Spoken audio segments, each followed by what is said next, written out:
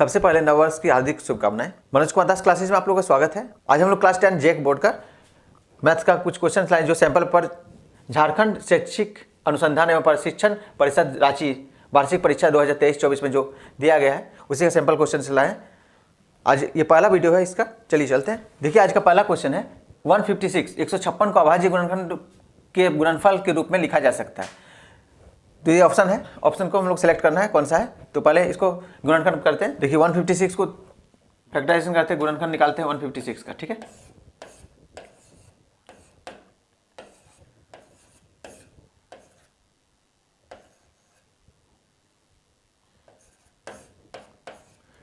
Two into 2 into 3 into 13, ये option B correct answer है इसका, ठीक है। चलिए नेक्स्ट क्वेश्चन की ओर चलते हैं। इसमें देखिए 6/15 का दशमलव प्रसाद कैसा है। 6/15 6/15 इसका दशमलव प्रसाद देखना है। तो देखिए नीचे तो है 3 और 5, पता है हम लोगों को क्या कि नीचे में 2 या 5 रहना चाहिए तभी शांत होगा, ठीक है। लेकिन यहाँ 6 पे ध्यान दीजिए, ये 2 इंटू 3 है तो ये 3 कट जाएगा, यानी कि 2/5 हो गया, ठीक है। इसको ध्यान दीजिए, ऊपर वाला से काटना है। तो यहाँ 5 है तो ये दशमलव प्रसाद जो है इसका शांत है। क्या है? शांत है। चलिए नेक्स्ट क्वेश्चन की ओर चलते हैं। क्वेश्चन नंबर 3, किसी बहुपद px के लिए ग्राफ आकृति में दिया गया है। बहुपद के शून्यों की संख्या निम्न में से चुने। देखिए इसमें देखिए यहाँ x को टच कर रहा है, यहाँ 1 2 3 4 जगह टच किया। जो x एक्सिस को टच कर रहा है ना उसको आपको काउंट करके लिख लेना है। तो इसका ऑप्शन बी करेक्ट आंसर हो गया। चलिए नेक्स्ट क्वेश्चन की ओर चलते हैं। क्वेश्चन नंबर 4, द्विघात बहुपद x² - 7x + 12 के शून्यकों का योग निम्न में से चुने। शून्यकों का योग क्या है? x² - 7x + 12, ठीक है। इसमें शून्यकों का योग निकालना है, मतलब alpha plus beta. Alpha plus beta होता है -b/a। तो यहाँ b क्या है?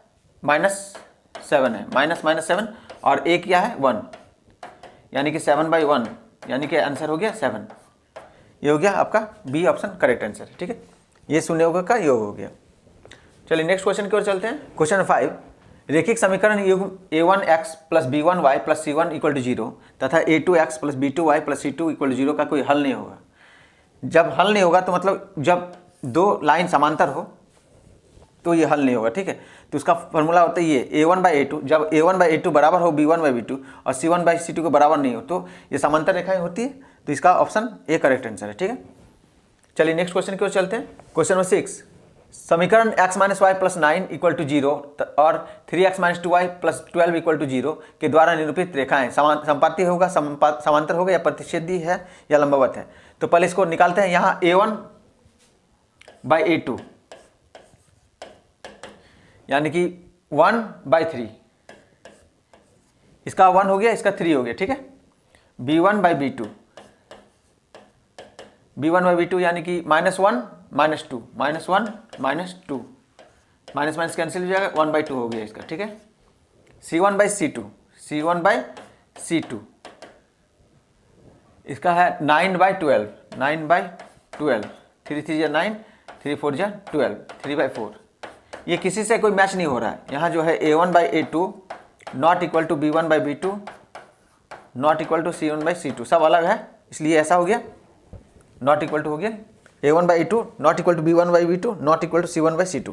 अब देखिए जब a1/a2 not equal to b1/b2 जब शुरू में ही आ गया तो प्रतिच्छेदित करती रेखाएं होंगी, ठीक है। इस टाइप का प्रतिच्छेदित करती हुई रेखाएं हैं। तो आप इसको संपाती रेखा, समांतर प्रतिच्छेदी रेखा है, ठीक है, ये आपस में कटेगा। चलिए नेक्स्ट क्वेश्चन की ओर चलते हैं। क्वेश्चन 7, समीकरण युग्म 2x + y = 6 और 5x - y = 1 का हल है। देखिए इसको हम लोग किसी भी रूल से बना सकते हैं, जैसे विलोपन विधि से, प्रतिस्थापन विधि से। तो 2x + y = 6 और यहाँ 5x है ना -y, तो 5x - y इक्वेशन 1 और 2 को घटाने पर, ठीक है। इक्वेशन 1 है, ये 2 है, दोनों को घटा देंगे तो ये क्या कट जाएगा, 7x = क्या हो जाएगा 7। तो x = क्या हो जाएगा 7/7, कट के 1 आएगा, x = क्या हो गया 1। अब x का वैल्यू आप 2 में रख देंगे या फिर 1 में रख दें, तो इसमें ही रख देते, 1 में ही रखते हैं। 2 × 1 + y = 6, यानी कि y = क्या हो जाएगा 6 - 2, क्या हो गया y = 4। ये हो गया y का वैल्यू 4, यानी कि x का 1 y का 4 किस में है, ऑप्शन बी इसका करेक्ट आंसर है। चलिए नेक्स्ट क्वेश्चन की ओर चलते हैं। क्वेश्चन नंबर 8 में पूछा है निम्नलिखित में से कौन द्विघात समीकरण है। तो द्विघात समीकरण मतलब जिसमें पावर में 2 हो, पावर में 2 होना चाहिए, ठीक है, सबसे बड़ा। और अगर मान लीजिए पावर में 3 हो गया तो नहीं होगा, या फिर सिर्फ पावर में 1 रहा यानी कि कुछ भी नहीं रहा तो भी आपका वो द्विघात समीकरण नहीं होगा। तो इसको सॉल्व करते हैं, पहला को सॉल्व करते हैं, जहाँ पर हम लोग का द्विघात समीकरण मिल जाएगा उसी में टिक कर देंगे, ठीक है। जैसे x - 3 का स्क्वायर ये वाला बना रहे हैं equal to x square minus 7x + 5, ठीक है।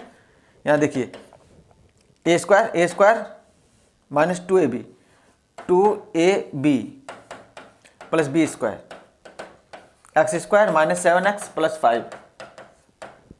देखिए ये एक्स स्क्वायर इधर है, यहाँ माइनस है, ये दोनों तरफ प्लस है तो ये दोनों कट जाएगा और यहाँ क्या आ जाएगा, जो भी हो बनाने की जरूरत नहीं, क्योंकि यहाँ पर देखिए एक्स के रूप में है तो स्क्वायर तो कट गया तो ये होगा ही नहीं। इसका ऑप्शन बी चेक करते हैं। देखिए ऑप्शन बी अगर चेक करेंगे तो हम इसमें भी समझ सकते हैं कि यहाँ भी एक्स स्क्वायर आएगा, इधर भी एक्स स्क्वायर, तो दोनों कट जाएगा तो कहीं बचेगा ही नहीं कुछ भी, यानी कि ऑप्शन बी को भी चेक नहीं करने की जरूरत है। ऑप्शन सी को चेक करते हैं, ठीक है, सी को ऑप्शन को चेक करते हैं। x - 1 जो कि आ जाएगा 2x - 3। हाँ देखिए एक्स स्क्वायर माइनस 2 × x × 1 + 1 का स्क्वायर और यहाँ 2x - 6। इसको सॉल्व करेंगे तो एक्स स्क्वायर माइनस 2x इधर आएगा तो माइनस 2x आ गया और +1 और माइनस से +6 हो गया, ठीक है, equal to 0। X square minus 4x + 7 equal to 0। देखिए यहाँ पर पावर 2 है, यानी कि इसका ऑप्शन सी करेक्ट आंसर है। अगर डी वाला को भी चेक करें तो इसका पावर क्यूब हो जाएगा, तो ये भी तो नहीं होगा, इसलिए इसका ऑप्शन सी करेक्ट आंसर है। चलिए नेक्स्ट क्वेश्चन की ओर चलते हैं। क्वेश्चन नंबर 9, द्विघात समीकरण x² + 7x + 6 = 0 के मूलों की प्रकृति है। अब देखिए मूलों की प्रकृति निकालने के लिए हम लोग को पता है d निकालना पड़ेगा। d इक्वल टू क्या होता है, b² - 4ac, d equal to b² - 4ac। तो b का वैल्यू क्या है, 7 का स्क्वायर हो गया यहाँ -4, a का वैल्यू कितना है 1 और c का वैल्यू कितना है 6। 49 -6 4 जा 24, 5 2 25 हो गया यहाँ, जो पॉजिटिव में है। तो जब पॉजिटिव में होगा अगर 0 आता है तो बराबर होगा और वास्तविक होगा, ठीक है। लेकिन यहाँ पर पॉजिटिव में है लेकिन बड़ा है 0 से, तो वास्तविक तथा असमान होंगे, इसका होगा वास्तविक तथा असमान। चलिए क्वेश्चन नंबर 10 में चलते, जो कि आज का अंतिम क्वेश्चन है। अगर आप चैनल में नए हैं जरूर से जरूर सब्सक्राइब करें, ज़्यादा से ज़्यादा शेयर करें ताकि मैं ऐसा वीडियो लाता रहूँ। क्वेश्चन नंबर 10 की ओर चलते हैं। क्वेश्चन नंबर 10, यदि द्विघात समीकरण x² - 4x + k = 0 का मूल समान हो तो k का मान क्या होगा। मूल समान होने के लिए क्या होगा, d = 0, d = 0 होगा तभी मूल समान होगा। और d का वैल्यू b² - 4ac होता है, b² - 4ac = 0। b का वैल्यू कितना है -4 का स्क्वायर -4, a का वैल्यू कितना है 1 और c का वैल्यू कितना है k = 0।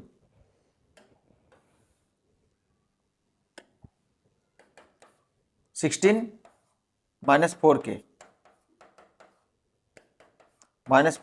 Equal to -16, minus cancel हो जाएगा तो k इक्वल टू क्या हो जाएगा 16/4, 4 4 जा 16,